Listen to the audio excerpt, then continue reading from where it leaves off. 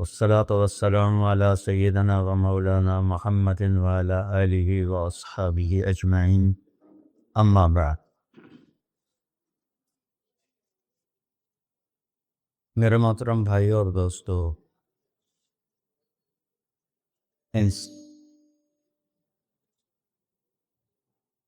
انسان کے بارے میں اللہ تعالیٰ کی کتاب کہتی ہے کہ انہو کان ظلوما جہولا، بہت بڑا جاہل ہے اور بہت بڑا نادان ہے. باقی جتنی مخلوق ہے، ایک مچھر سے لے کر ہاتھی تک، ربنا الذی اعطی کل شیء خلقہ ثم ہدی، رب وہ ہے جس نے ہر چیز کو پیدا کیا اور اس سے زندگی گزارنے کا صحیح طریقہ سمجھائے. کوئی جانور، کوئی دو پایا، کوئی چوپایا، کوئی پرندہ، کوئی کیڑا، کوئی مچھلی اپنے لائف سٹائل میں کوئی غلط نہیں کر سکتا. آپ شیپ کے سامنے گھاس رکھ لیں، بیٹھا رہے گا؟ نہیں کھائے گا. گوشت رکھیں گے تو کھائے گا. بکری کے سامنے گوشت رکھ دیں، نہیں کھائے گا. گھاس رکھیں، کھائے گا. یہاں کتنے شوگر والے بیٹھے ہوں گے، ان پہ کہ مٹھائی رکھو کھا جاؤں، حالانکہ پتہ بھی ہے کہ نہیں کھانی، پھر بھی کھائی ہوں. اپنے آپ کو تسلی دیں گے ادھی بلی بات کھا لوں. تو یہ تو انسان جاہل پیدا ہوتا ہے. لا تعلمون شیئا، تم کچھ بھی نہیں جانتے. پھر کسی نے کسی شعبے میں علم حاصل کیا، کوئی کسی شعبے میں، کوئی کسی شعبے، تو ان تمام کے اوپر ایک آیت اللہ نے ایسے پھیلا دی ہے، وَمَا أُوتِيتُم مِّنَ الْعِلْمِ إِلَّا قَلِيلًا. تم نے جو کچھ سیکھا ہے وہ خود نہیں سیکھا، وہ تمہیں اللہ نے لیا ہے، وہ بہت تھوڑا دیا ہے. إِلَّا قَلِيلًا، وہ تھوڑا دیا ہے. تو تھوڑے علم کے ساتھ کوئی کام بھی صحیح نہیں ہو سکتا. تو پھر کیا حل ہے؟ اللہ تعالیٰ نے کہا فَفِرُّوا إِلَى اللَّهِ، میری طرف دوڑ لگاؤ، میرے پاس آؤ، میرے پاس تمہیں زندگی کا حل ملے گا. یا اللہ تو اب اوپر ہے، کہاں سے تیری باتوں کا پتہ چلے گا؟ تو اللہ تعالیٰ نے فرمایا لَقَدْ جَاءَكُمْ رَسُولٌ مِّنْ أَنفُسِكُمْ، تم میں ایک رسول میں نے بھیجا ہے. عزیزٌ علیہ ما عنتم، تمہیں تکلیف میں دیکھ کر اسے دکھ ہوتا ہے. حریص علیکم، تمہاری خیر خواہی کا اسے حرص ہے، خیر خواہی کا لالچ ہے. بالمؤمنین رؤوف الرحیم، اللہ نے کسی انسان کو اپنے صفاتی ناموں سے نہیں نوازا اور اپنے نبی کو اپنے دو صفاتی نام عطا فرمائے، بالمؤمنین رؤوف الرحیم، ان ربک لرؤوف الرحیم. ایک طرف اللہ کہتا ہے تیرا رب رؤوف الرحیم ہے، اور زمین پر کہتا ہے میرا محبوب بالمؤمنین رؤوف الرحیم، وہ آپ کے لیے رؤوف الرحیم ہے. تو رؤوف وہ ہوتا نرم، حد سے زیادہ نرمی کرنے والا، رحیم ہر وقت رحمت کرنے والا، ہر وقت رحمت کرنے والا. اگر تھوڑی سی دھمکی سنائے فَإِن تَوَلَّوْا، اگر مجھے اور میرے حبیب کو چھوڑ دو گے تو اللہ اپنے حبیب سے کہہ رہے ہیں ان سے کہہ دو فَقُلْ حَسْبِيَ اللَّهُ، نہ مانو میرا رب مجھے کافی ہے، علیہ توکلت وهو رب العرش العظیم، میرا اسی پر توکل ہے. تو کوئی بھی شعبہ ہو زندگی کا، ہمارے پاس علم تھوڑا ہے، آنکھیں وہاں تک دیکھ رہی ہیں، آگے نہیں، پیچھے نہیں دیکھ رہے، اب ادھر نہیں دیکھ رہی، اب ادھر نہیں دیکھ رہے، اب نیچے نہیں دیکھ رہے. ایک بول رہا ہے اور آپ سن رہے ہیں. یہاں دو شروع ہو جائیں تو آپ کو کچھ سمجھ میں نہیں آئے گا کہ کیا بولا جا رہا ہے. دیکھنا کمزور، سننا کمزور، سوچ کمزور. انسانی دماغ 4-5% سے زیادہ کام نہیں کرتا. بلکہ وہ سویا ہوا ہے، وہ نہ جنت میں کھولے گا۔ تو ہماری سوچ ایک وقت میں دو چیزیں نہیں سوچ سکتے، ایک وقت میں دو چیزوں پر غور نہیں کر سکتے۔ تو لہٰذا فَفِرُّوا إِلَى اللَّهِ، اللہ کی طرف دوڑو۔ اللہ کی طرف دوڑنے کا اللہ نے سورہ نساء میں کہا فَلَا وَرَبِّكَ لَا يُؤْمِنُونَ حَتَّى يُحَكِّمُوكَ فِيمَا شَجَرَ بَيْنَهُمْ۔ میرے محبوب، یہ پہلی قسم ہے قرآن کی، جو قرآن میں قسمیں ہیں، سورہ نساء پہلی قسم ہے، اور اتنا اس میں اظہار محبت ہے جس کو کسی بھی زبان میں منتقل نہیں کیا جا سکتا۔ میں کوشش کرتا ہوں تھوڑا واضح کرنے۔ قسم کھانے والا خود رب ہے، خود آپ ہے، اور کیا کہہ رہا ہے؟ مجھے آپ کے رب کی قسم۔ اس سے لگتا ہے کہ قسم کھانے والا رب کوئی اور ہے اور رب محمد کوئی اور ہے۔ عربی میں جب اظہار محبت کو پیک پہ پہنچایا جائے، جس کے آگے اوپر کوئی چوٹی نہ ہو ہمالیہ کی طرح، تو وہاں یہ تکلم کا سلیقہ اور طریقہ ہوتا ہے جس کو اللہ نے صرف اپنے حبیب کے لیے استعمال کیا۔ فدا و رب، مجھے آپ کے رب کی قسم۔ سبحان، نہیں، میں اس کو جو محسوس کر رہا ہوں وہ میں آپ کو بتا نہیں سکتا ہوں۔ جب اللہ نے مجھے عربی پڑھنے کی توفیق نصیب فرمائی، کہاں گورنمنٹ کالج اور کہاں گانا بجانا، کہاں اللہ نے راستہ موڑ دی، تو یہاں اتنا اظہار محبت ہے جس کو سمیٹا نہیں جا سکتا۔ تو اس کے بعد ہے فلا و ربک، مجھے آپ کے رب کی قسم۔ اللہ اپنی قسم کیسے اٹھا رہا ہے؟ اپنے نبی سے جوڑ کر، مجھے آپ کے رب کی قسم۔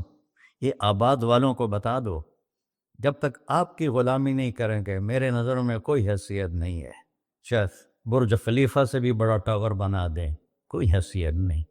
یہاں حیثیت کا سکہ محمدیت پر ہے، نہ کہ پیسے پر، نہ کہ شکل و صورت پر، نہ کہ کسی اور نسبت کا۔ ایک ہی سکہ ہے، وہ ہے محمد و بسو۔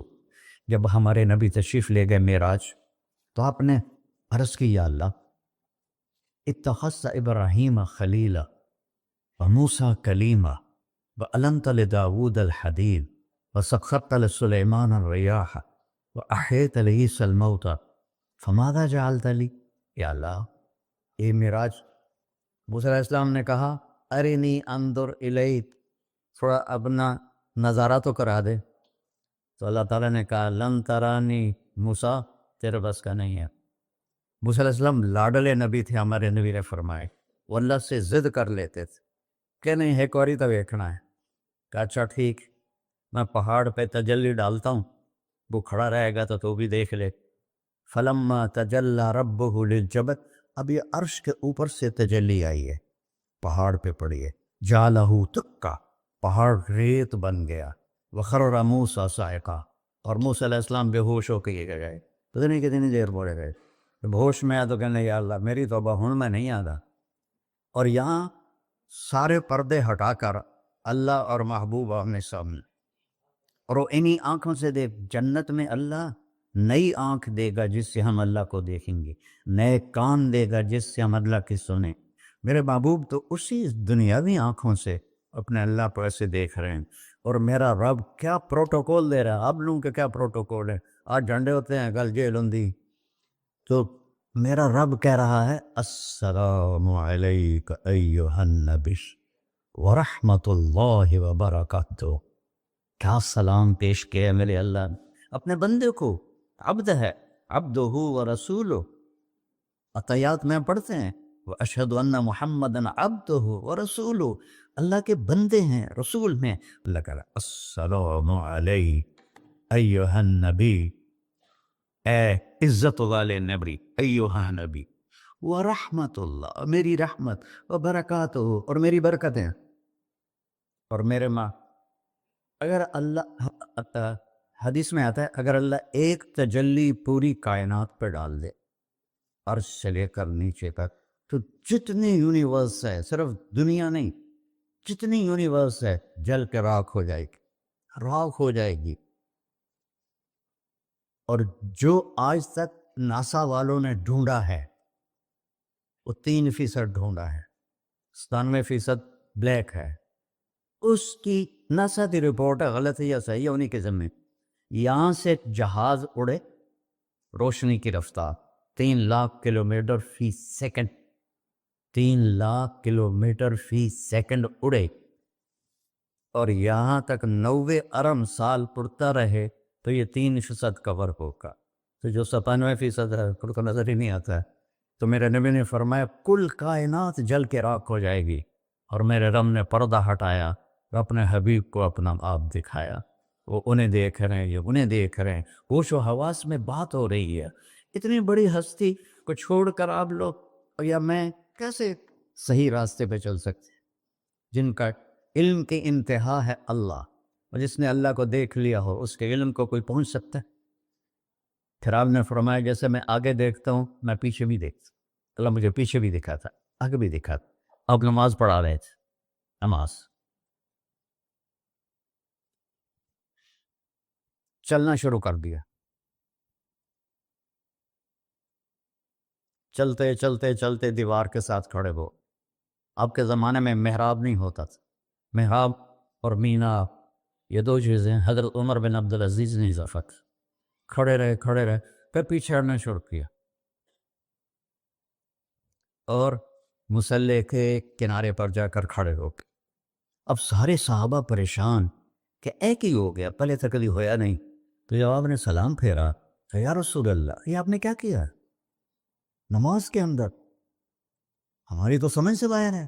آپ نے کہا جب میں آگے بڑھا تو مجھے جنت نظر آ رہی تھی، اور اس کے انگوروں کے گچھے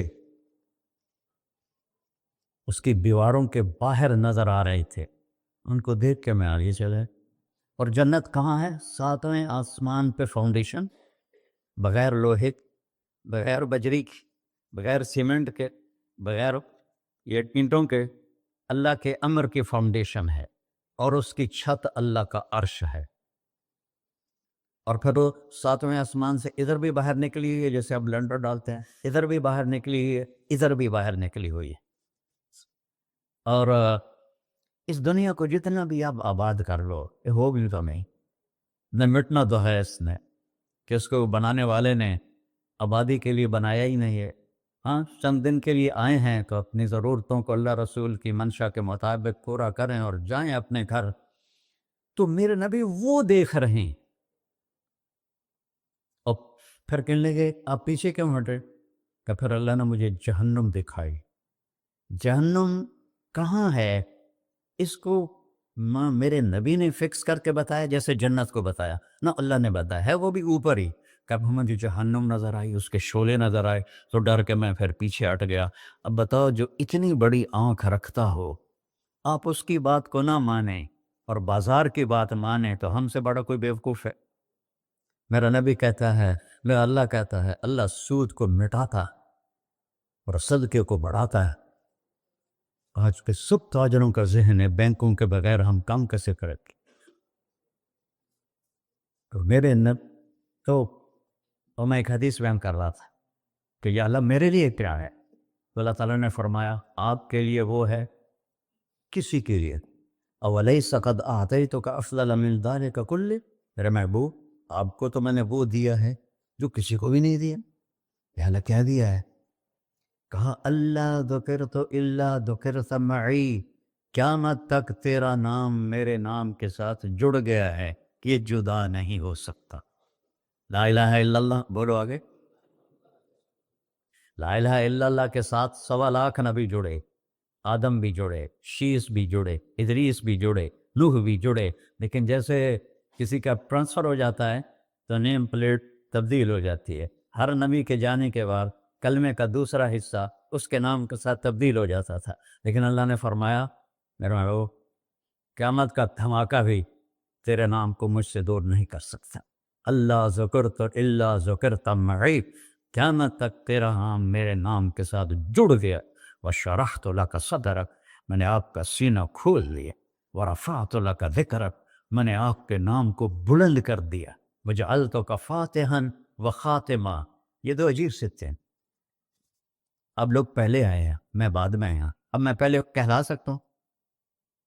میں تو پہلے آیا نہیں، میں تو بعد میں آیا۔ اور کچھ لوگ میرے بھی بعد آئے ہیں، جو پہلے آئے ہیں وہ بعد میں نہیں کہلائے جا سکتے، جو بعد میں آئے ہیں وہ پہلے نہیں کہلا سکتے۔ اور میرا رب کہہ رہا ہے جال تو کا فاتحن، ابتدا کرنے والا بھی تو ہے، و خاتمن، اور انتہا کرنے والا بھی تو ہے میرے محبوب۔ تو اللہ سے جڑے بغیر اور اللہ سے انسان، اللہ کی قسم کروڑ دفعہ کہوں، دنیا میں سب سے آسان ہے اللہ کو راضی کر، ایک ٹکا نہیں چڑھی، ایک ٹکا نہیں چڑھی، سب سے آسان ہے اللہ کو راضی کر، سب سے مشکل ہے بندوں کو راضی کر، اور اللہ کو اتنی ایک اللہ کی حدیث قدسی سنو، کہتا میرا بندہ لو بلغ الذنوب عنان السماء، تو اتنے گناہ کر کہ زمین بھر دے، سمندر بھر دے، پہاڑ بھر دے، پہاڑ تیرے گناہوں میں دب جائیں، چاند تاروں سیاروں میں گناہ بھر دے، پھر اس کو اٹھا کے آسمان کی چھت کو لگا دے۔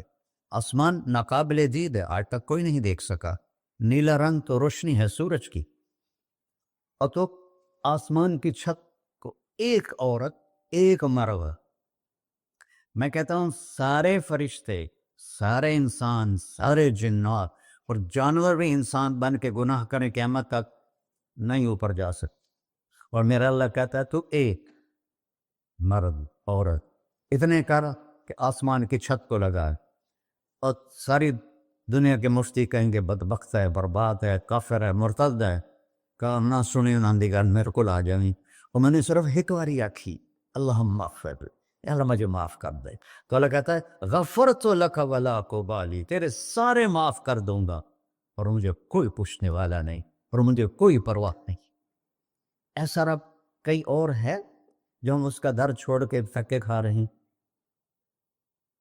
ہمارے لیے تو نمونہ ہمارے نبی کی ذات، نہ کہ مغربی اقوام، مغرب میں تو جا کے سورج بھی ڈوب جاتا ہے، تم کہاں سے طلوع ہو؟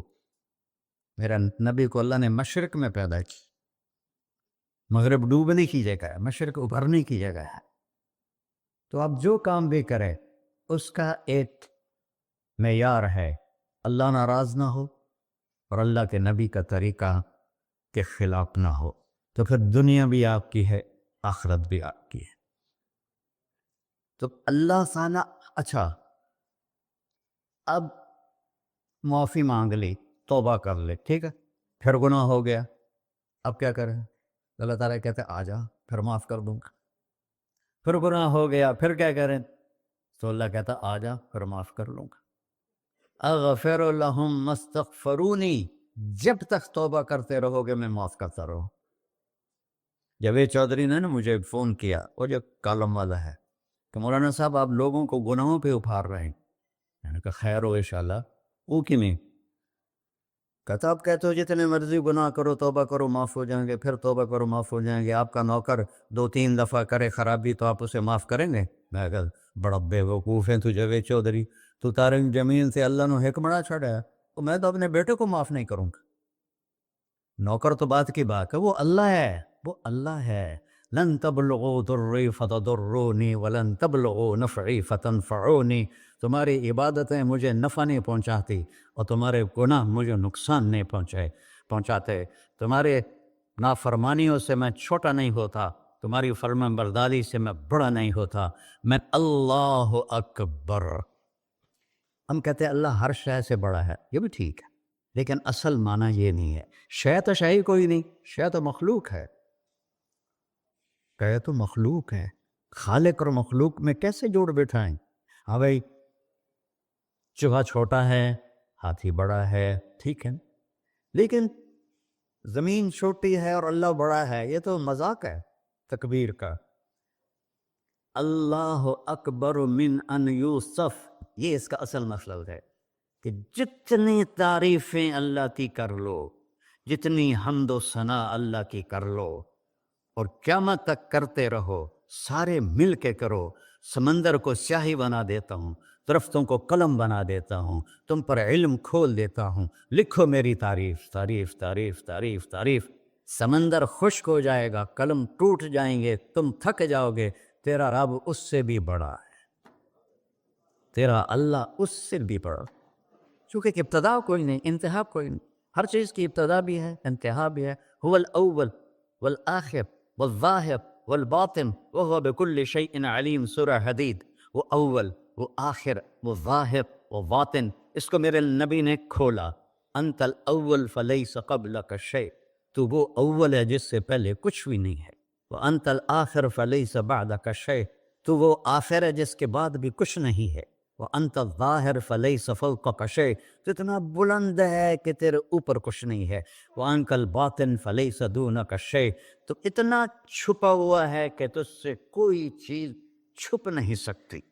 وسع سمعہ الاصوات، اللہ تعالیٰ کہتا ہے اس وقت میں نے ایک جگہ پڑھا تھا، ٹھیک ہے یا غلط، اس وقت دنیا میں 6000 زبانیں بولی جا رہی، اس سے پہلے بھی ہزاروں بسی، آئندہ بھی ہزاروں آئیں گی، 6000 اس وقت بولی جا رہی، اور اللہ تعالیٰ فرما رہا ہے تم سارے بولی تو رہے ہو، میں بھی بول رہا ہوں، اب سارے بازار بول رہا ہے، ساری دنیا بول رہی ہے، چرند پرند بول رہے ہیں، اللہ تعالیٰ فرماتے ہیں سب کی سنتا، کوئی غلط فہمی نہیں لگتی، تم اول آخر، تم مردہ زندہ، تم بوڑھے جوان، تم مرد اور عورت، تم انسان اور جنات، تم پہلے اور پچھلے، اگلے اور پچھلے، اور خشک اور تر، سارے اکٹھے ہو کے کٹھا مجھ سے سوال کرو۔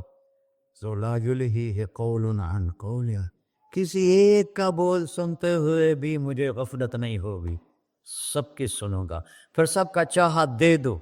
فَأَعْطَيْتُ كُلَّ إِنسَانٍ مَسْأَلَةً، اللہ بھی عجب ذات، اس سے مانگو تو دوستی لگا لیتا ہے، نہ مانگو تو ناراض ہو جاتا ہے، کیا شہنشاہ، اس سے مانگو، نمک بھی مانگو، میرے نبی نے کہا جوتی کا تسمہ ٹوٹ جائے تو وہ بھی مانگو، خوش ہو مجھ سے مانگ رہا ہے۔ اور کسی بندے سے جان چھڑانی ہو باعزت طریقے سے تو اس سے قرضہ مانگنا شروع کرو، انشاءاللہ تھوڑا فون ہی ڈیلیٹ کر دے اور تھوڑی راہ ہی چھڑ جاوے۔ اور میرا اللہ کہتا تم مانگتا ہے یا مجھ سے، تم مانگ، میں خوش ہوتا ہوں۔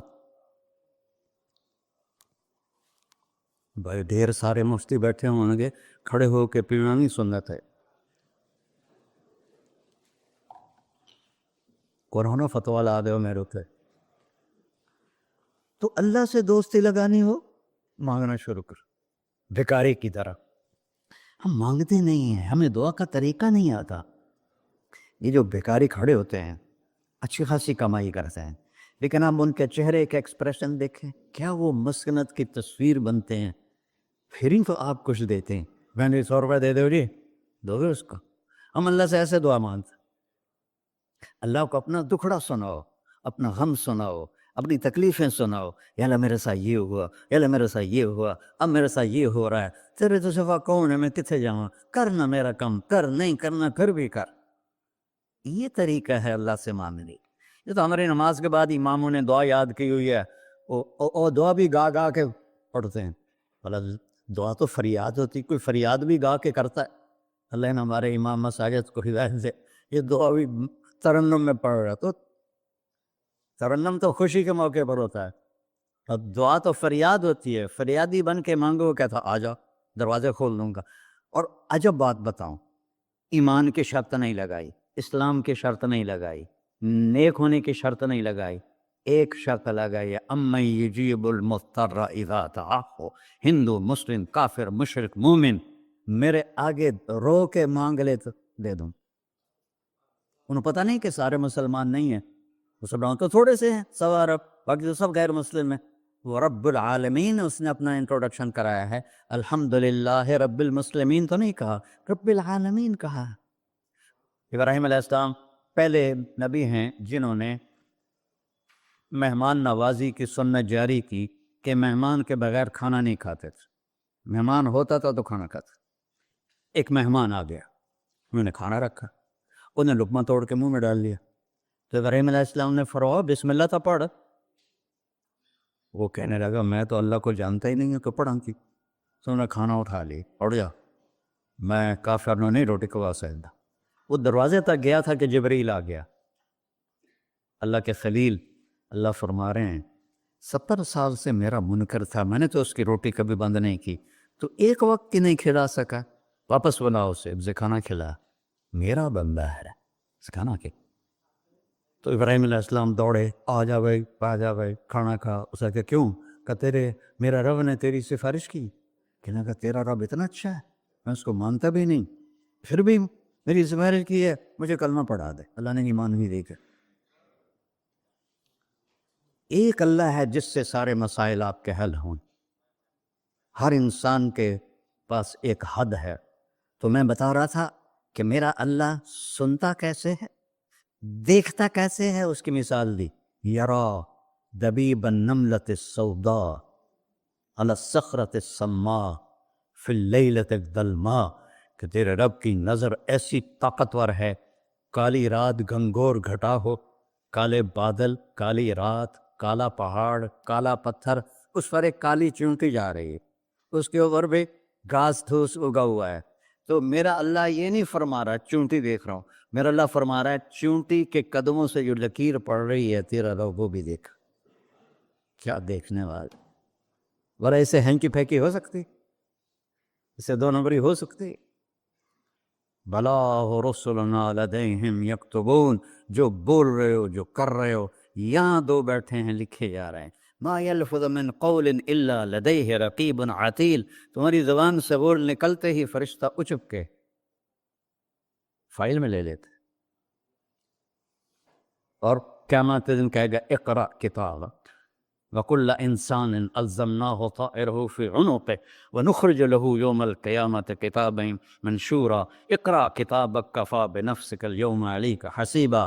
میرے بندے یہ تیری فائل ہے، یہ کھول کے تمہیں دکھا رہا ہوں، کوئی ایک غلط لکھا ہو زیادہ کم مجھے بتا۔ کہے گا ما لہذا الکتاب، وہ ماریا گیا، وہ ایک ہی وجہ کتاب ہے، لا یغادر صغیرۃ ولا کبیرۃ الا احصاہا، اس نے تو میری ہر نکی سکی چھوٹی بڑی ساری محفوظ کر دی۔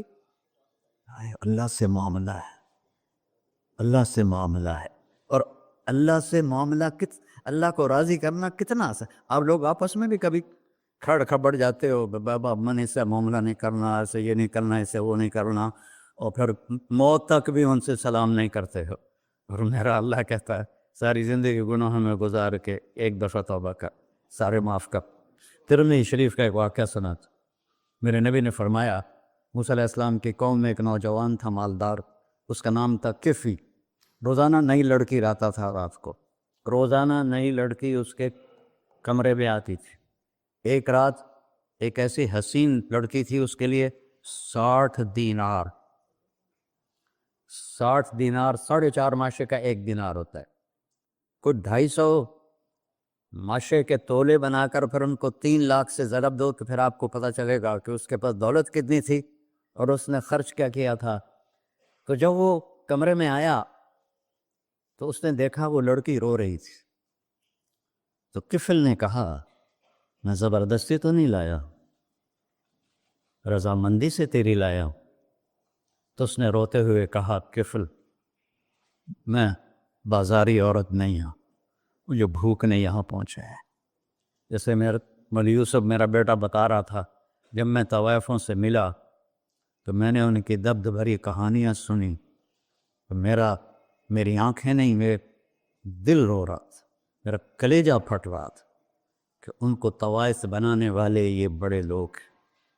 غریبوں کی عزتیں بکتی ہیں اس وقت جب مالدار لوگ سخاوت چھوڑ دیتے تو غریبوں کی بیٹیوں کے ماتھے پر طوائف کا تبا لگ جاتا ہے۔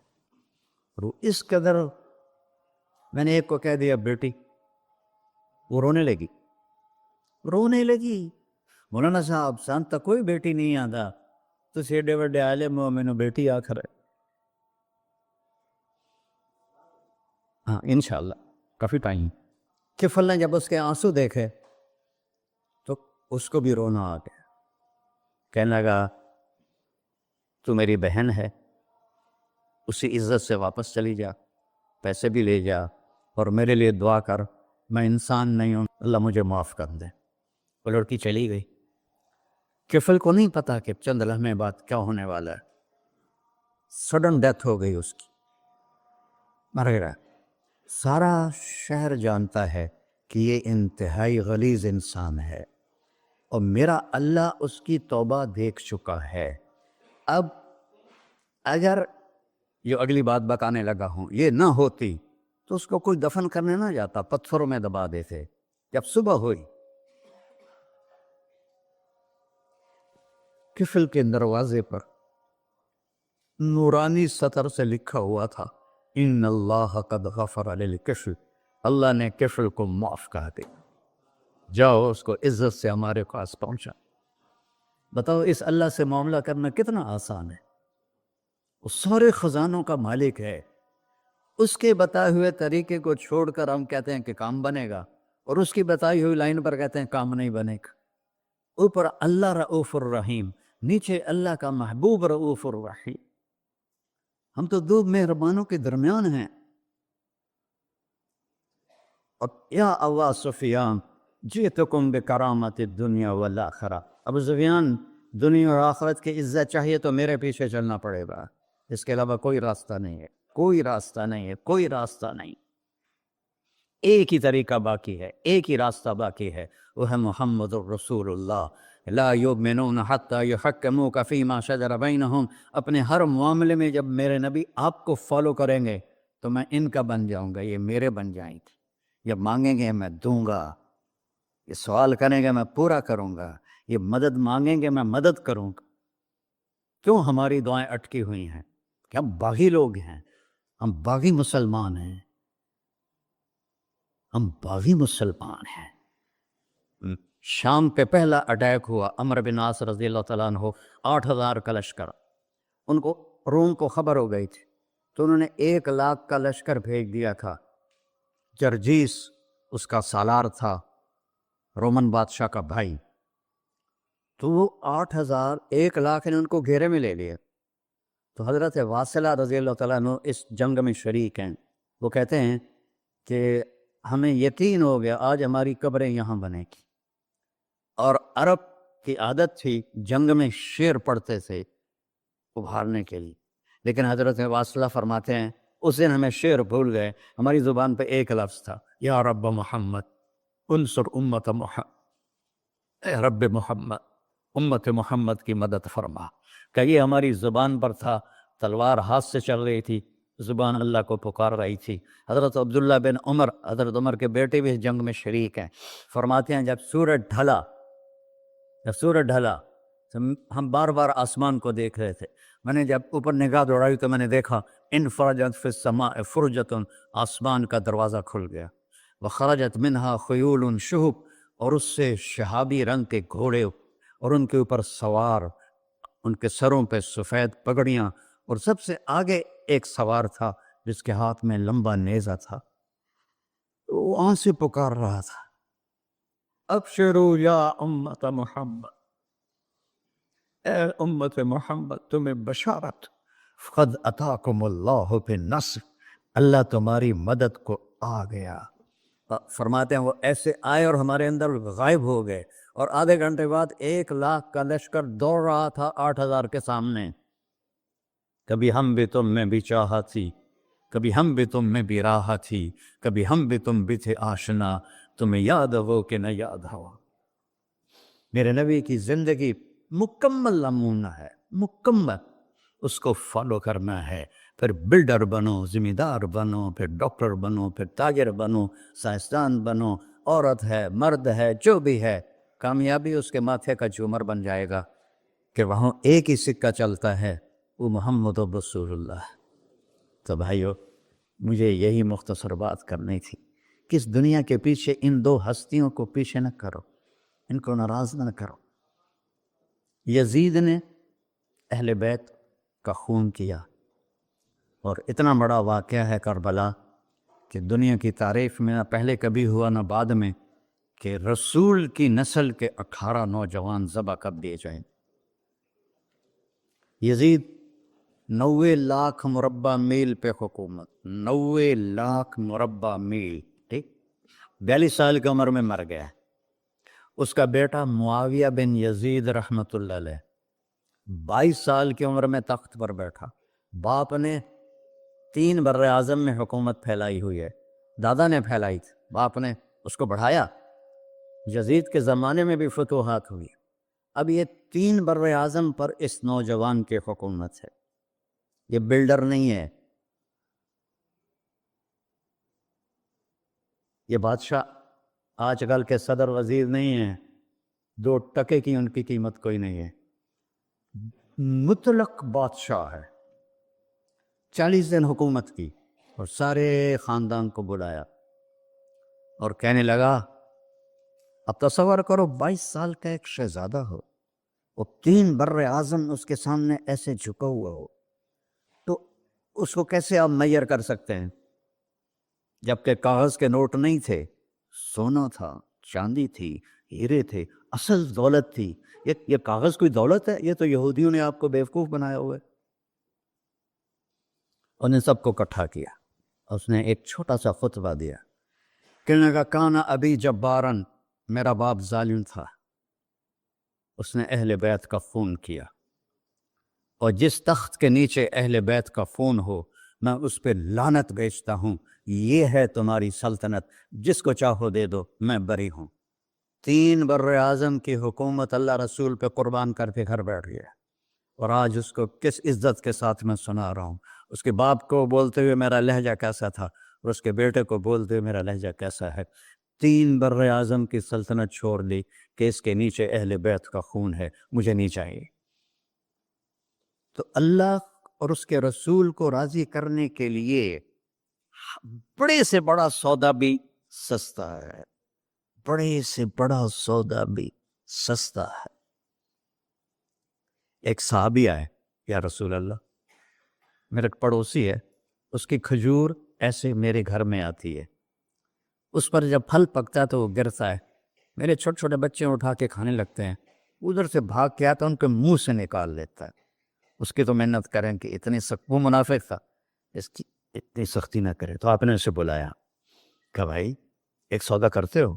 کہا جی، یہ کھجور مجھے دے دو اور میں جنت میں کھجور دنوں لے کے دیتا ہوں۔ کہنے لگا، یا رسول اللہ، کوئی اور آپ فرماتے تو میں ضرور حاضر کر دیتا، یہ کھجور تو مجھے میرے بچوں کو بہت پسند ہے، میں تو معافی چاہتا ہوں۔ وہ تھا ہی منافق، تو اس نے معافی مانگنی تھی۔ وہاں ایک صحابی بیٹھے تھے، ابو الدحداح، جب وہ چلا گیا تو کہنے لگے، یا رسول اللہ، اگر میں آپ کو یہ کھجور لے کے دے دوں تو مجھے جنت میں کھجور لے کر دیں گے؟ کہنے لگے ہاں، سودا پکا ہے۔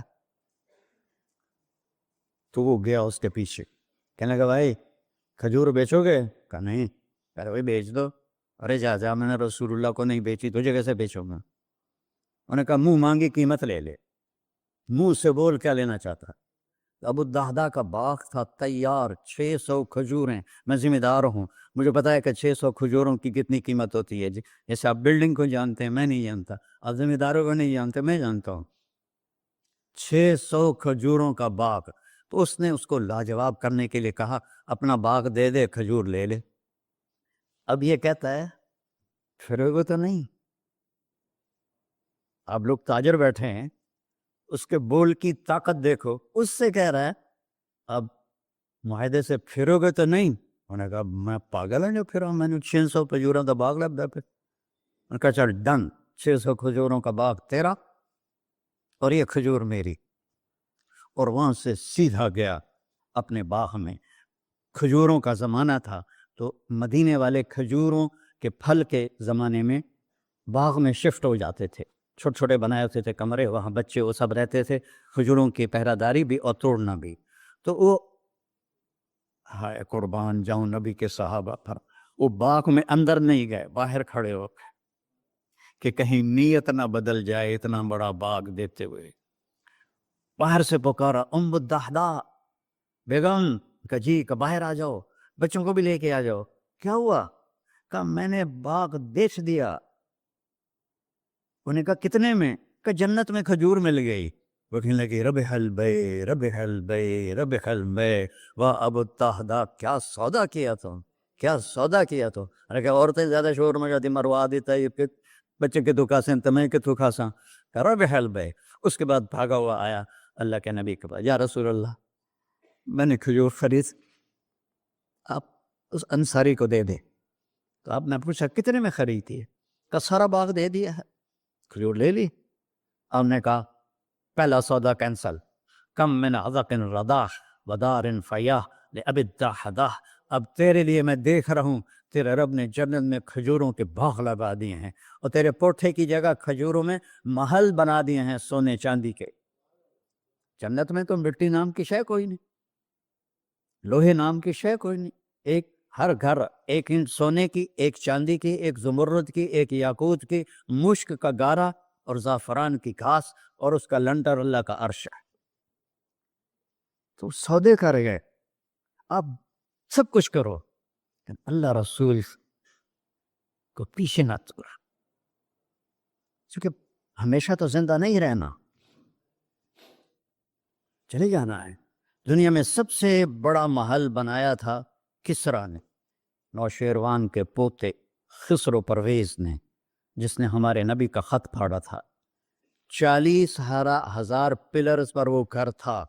اب لوگ بلڈروں اسکوائر فٹ لگاؤ، 40,000 ستونوں پر وہ گھر کھڑا تھا، اور وہ اس کے اوپر سارا سونا ہیرے جواہر 40,000 پلر پر تھے، اور اس کے 500 بڑے بڑے گنبد تھے، اور سب سے بڑے گنبد میں 1,000 سونے کے فانوس تھے، اور اس میں ایک رات میں 9 من تیل جل جاتا تھا، صرف ایک رات کے لیے اس کو، اور 3,000 باندیاں تھیں، 6,000 نوکر تھے صفائی کے لیے، 12,000 سپاہی تھے اس کی حفاظت کے لیے، لیکن وہ چند سال بھی نہ رہ سکا کہ پلٹا کھایا حالات نے، اور رومن امپائر کیسر نے آ کر اسے شکست دی نینوا میں۔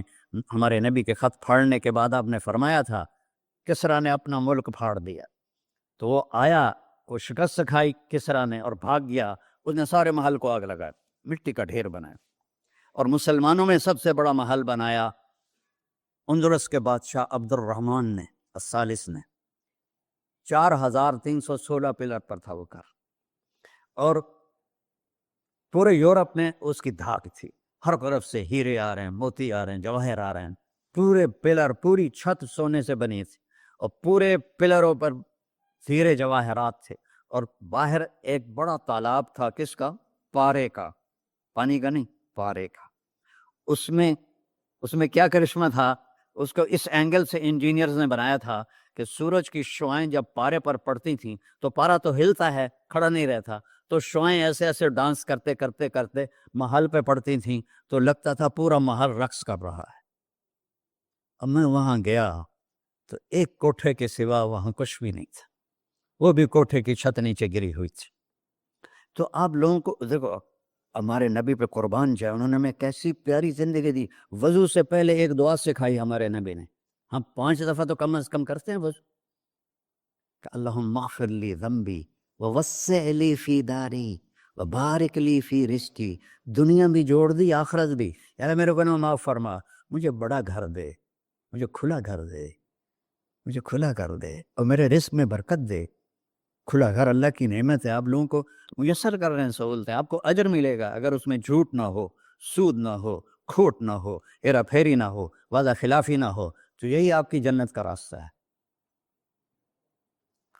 تو اللہ رسول سے صلح کر لو بھائیو، بس میری اتنی گزارش۔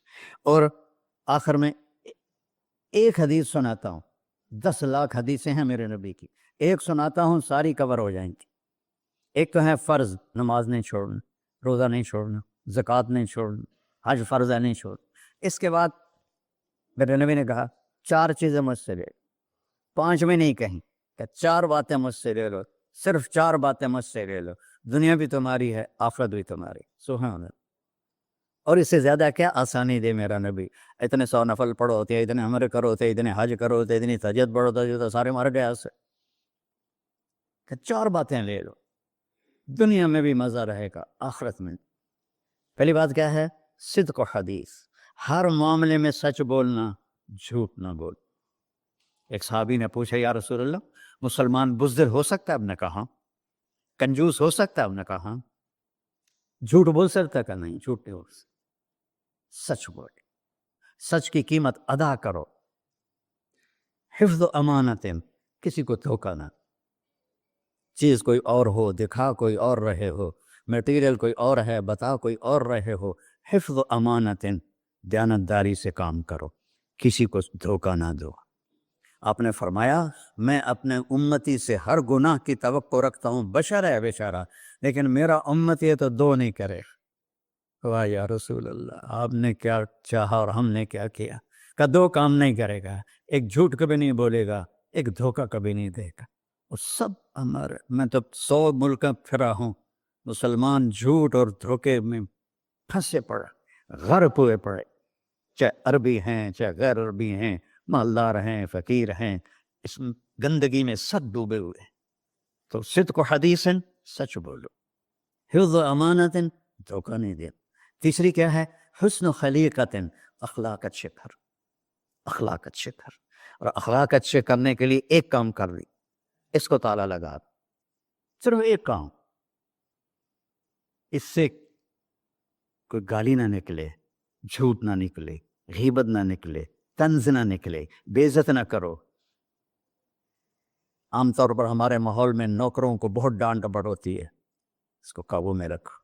سوچو اسی جگہ میں ہوتا نوکر تو میں یہ پسند کرتا۔ اپنے اخلاق کی چابی ہے زبان کا میٹھا بول، اور خاص طور پر والدین کے ساتھ، اور سب سے زیادہ اہم بیوی کے ساتھ۔ میرے نبی نے فرمایا بہترین مسلمان وہ ہے جو بیوی سے اچھا سلوک کرتا، کہ وہ ماں باپ بہن بھائی گھر سہیلی ماحول ثقافت تہذیب سب کچھ چھوڑ کر ایک بول کے ساتھ آپ کے گھر آ جاتی، آپ کے بچے کا 9 مہینے بوجھ اٹھاتی، اس کو دودھ پلاتی، اس کی چھاتیاں لٹک جاتی ہیں، کبھی آپ کے لیے وہ ناشتہ بنا رہی ہے، کبھی کھانا بنا رہی ہے، کبھی آپ کے کپڑے کا خیال کر رہی ہے، اور آپ چھوٹی سی بات پر اس کی عزت اتار کے پھینک دیتے ہیں۔ تو میرے نبی نے فرمایا سب سے بہترین مسلمان وہ ہے جو بیوی کے ساتھ حسن سلوک کرتا ہو۔ پھر آپ نے کہا اور میرا سلوک اپنی بیویوں سے سب سے زیادہ اچھا ہے۔